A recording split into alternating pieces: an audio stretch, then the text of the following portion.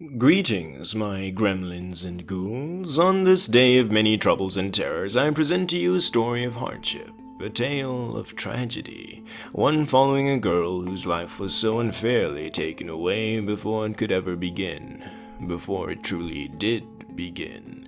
With the ubiquity of spooks and scares on this oh-so-special day, our dear Daddy Webtoon has made sure not to be left out of the fun.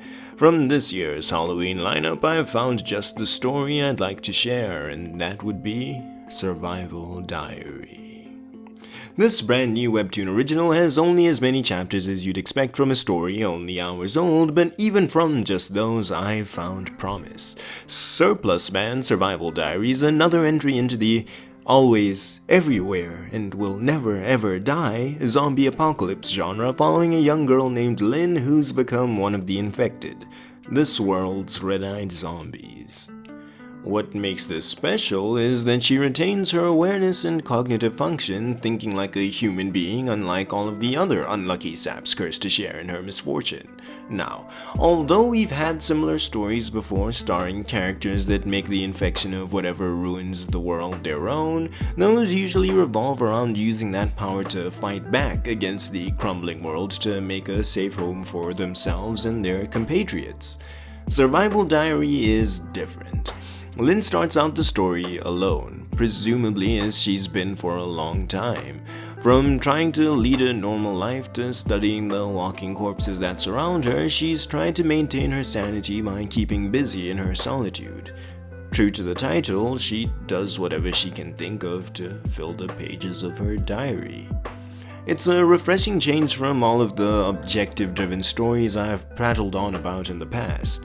It's a slice of your not-so-everyday life, and that's why I think this'll be something I enjoy for a time to come. In addition to this, as we all know, I love interesting characters and I love compelling characters.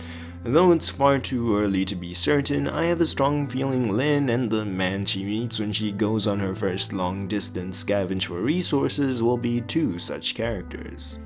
Understandably, Lynn has a complex about her condition. Being one of the infected, she runs no risk of the zombies rising against her, yet she still arms herself. What she's afraid of are other people, those who might not acknowledge her as human any longer despite her thinking and feeling just like the rest of them. And the way this is shown makes it look more serious than just some pessimistic concern or paranoia. Lynn has nightmares that allude to her past, and I believe we're in for some form of flashback that tells of the source of her fear. Something I thought the story would take the cliché route of curing by having her new acquaintance teach her to trust again before it was revealed that he had a bite of his own. How long does he have left? Why is he searching so desperately for survivors? How did he even get bit?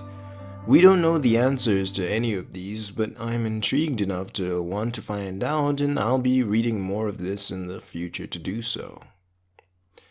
Sorry this is on the shorter end. Time opened up in my schedule and I wanted to make a video, so I just came up with a random idea, but I hope I added something to your reading list. I'll admit it doesn't yet have my heart, and it's not quite as scary as my Halloween pick should have been, but I'll have faith in the vision it seems to have, and I usually appreciate stories with its color palette. I'm not inspired to do the long outro today, so please subscribe and happy Halloween from Ken-chan.